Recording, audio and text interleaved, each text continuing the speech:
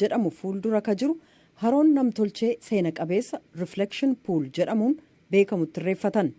Haroo namtolchee seena qabeessa Reflection Pool jedhamuun beekamu kun United States keessa ka jiran haroo namtolchee keessaa isa guddicha yoo ta'u, siidaa yaadannoo Lincoln gama bahaatti bakka National Mall jedhamutti argama. Haroon kun kallattiin gara bahaatiin siidaa yaadannoo Lincoln bakka Martin Luther King dhaabbatanii haasawaa abjuun qaba jedhu dhageessisan irratti kan argamu yoo ta'u, siidaan Washington gara bahaatiin haroo kana keessatti calaqqisuudhaan mul'ata. Haroon kun waggaa waggaatti daawwattoota miliyoona 24 kan hawatu ta'uun illee galmeeffamee jira.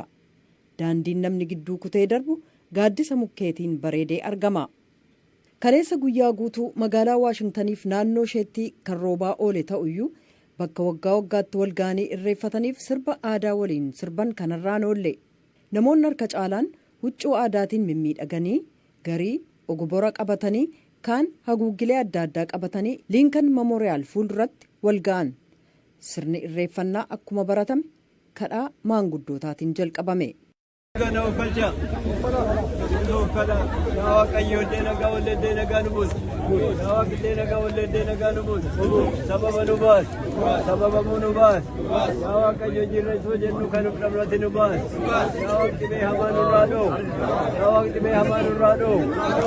Xinnaa keenya nuu guddis, yaa Waaqayyo xinnaa keenya nuu guddis, guddaa keenya nuu bulchu, yaa Waaqayyo walii galtee nuu kenni, walii galii nuu tol, ayyaannu nu qaqqabsiis, ayyaannu nu jalaa nu baas, yaa Waaqayyo bara kana nu baas, yaa Waaqayyo biyya keenyatti immoo kan rakkoorra jiru kana yaa Waaqayyo uummanni keenya rakkachaa jira, reebamaa jira, du'aa jira, yaa Waaqayyo yaa gooftaa koo humna kan qabu si ati nuu mirmadhu, ati nuu mirmadhu, yaa Waaqayyo Jeesuutu du'aa jira, ilmoo kudhante guddifachuu dadhabdeetii du'aa jirti, yaa Waaqayyo ati birmadhuuf, yaa kan keessarraa buqqa'e kan ammoo ati deebisiitii nuu dhaabi, yaa Waaqayyo qeessaatti akka galu nuu taasisi. Kan hundumaa uumte, kan nama uumte, kan uumaa hundumaa uumte, yaa Waaqa galanni kee hin badini, kan barreen gaddaa nagaan dabarsine kan baranaas nagaan nu dabarse. Yaa Waaqa kadhaa keenya dhageeche guyyaa har'aa kana irreechi keenya akka nu jalaan hanqanne kan akkasitti nu ibsite kana yaa Waaqa abbaa ifaa ammas galanni kee hin badin si galateeffannaa. Ilmaan asitti wal yaanee ilmaan Oromoo bara baraan hoggaa si kadhannu waan hundumaaf si kadhannaa kan sitti fakkaatee nuuf kennitaa. Kana si kadhannaa ayyaana har'aa kana ayyaana gaarii nuu godhi. Bara baraan bakka kanatti dhufnee si kadhannaa yaa Waaqa ati karaa nuu qajeelchi nuu karoorsi. Yaa Waaqa bara dhufummoo yaa Waaqa hunda keenyallee yoo ta'u baate hammi ati barbaadde biyyatti galanii biyya keenya sanitti akka irreeffannu nu godhi. Yaa Waaqa dharraa keenya biyyatti irreeffachuudhaaf biyyatti nu gali. Eebba maanguddootaatii booda namoonni dabareedhaan marga jiidhaaf abaaboo qabatanii dhufan harootti cuubuudhaan araaraaf nagaa Waaqaa kadhachaa hawwa garaa isaanii Waaqatti machaa irreeffatan. Achii booda immoo sirboota aadaa adda addaa sirbuutti dacha'an.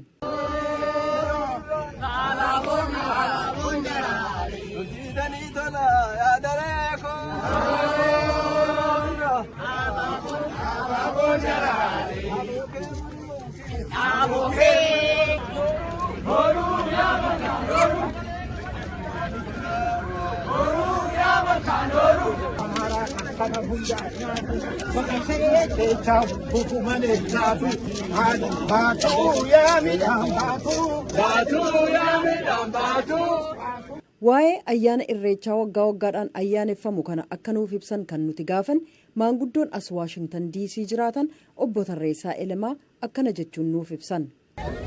Waan irreensi kabajamuu fi ganna dukkana jedha Oromoon, ganna dukkana baatanii baga booqaa birraa argatanii jedha.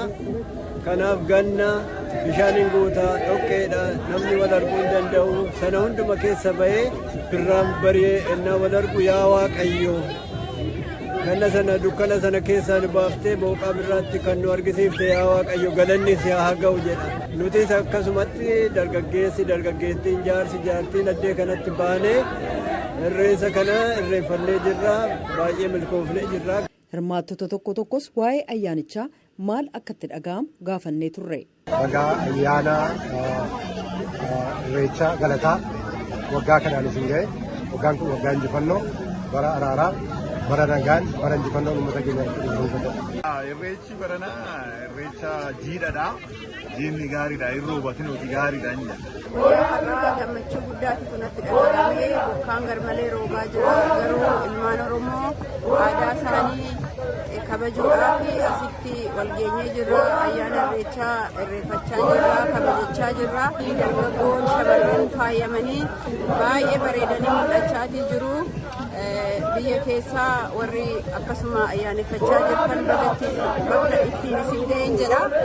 Immoo uummanni Oromoo rakkina adda addaatiin, rakkina beelaatiin, rakkina du'aatiin, rakkina buqqinaatiin dararamaa kan jirtanii baay'ee gaddinaa akkasuma isin faana jirraa jajjabaadhaa isin jennaa Waaqayyo Rabbiin humna danda'u isin biraa dhaabbatu.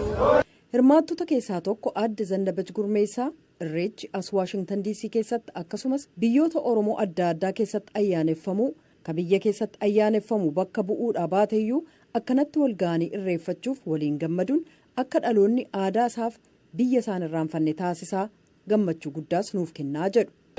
Biyya alaa inni dhufnee fuulleerraa akka aadaa keenya inni irraanfanne akka ijoolleen keenya aadaa isaanii inni irraanfanne waanuma ammuma dandeenyu uffata aadaa keenyaa uffannee sirba aadaa keenyaa sirbinee irreecha keenya nagaan irreeffannaa baay'ee jajjabaannee cimnee sirbinee irreecha keenya nagaan irreeffannaa. Irreechi bara baranaa bara kan nagaa kan gammachuu kan badhaadhinaa kan waan yaaddan itti argannu nuuf haa ta'u.